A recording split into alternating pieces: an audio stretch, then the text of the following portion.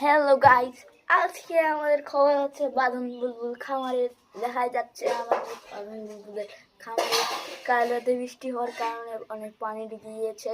চলো আমরা এখন তা দেখবো।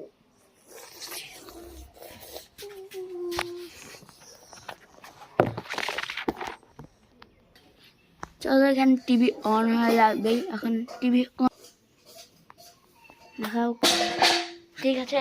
আমরা এখন দেখাচ্ছি যে এখন আমাদের এখানে পানি হয়ে ঢুকেছে।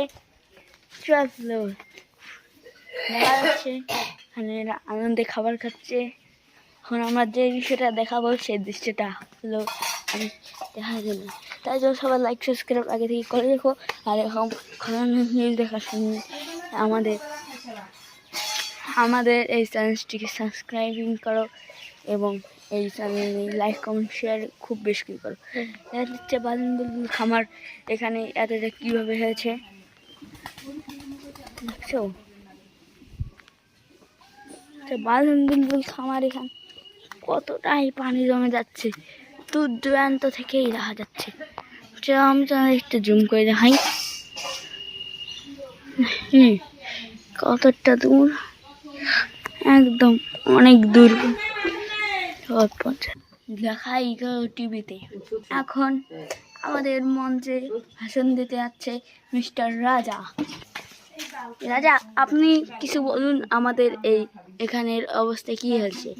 হ্যাঁ, কাল রাতে খুবই বড় বৃষ্টি হয়েছে, তার জন্য আমাদের খামার এখানে পানি ঢুকে গিয়েছে। এখন আমাদের মা এখানে আছে, এখন আমি জানছি না এখানে কি করা হয়।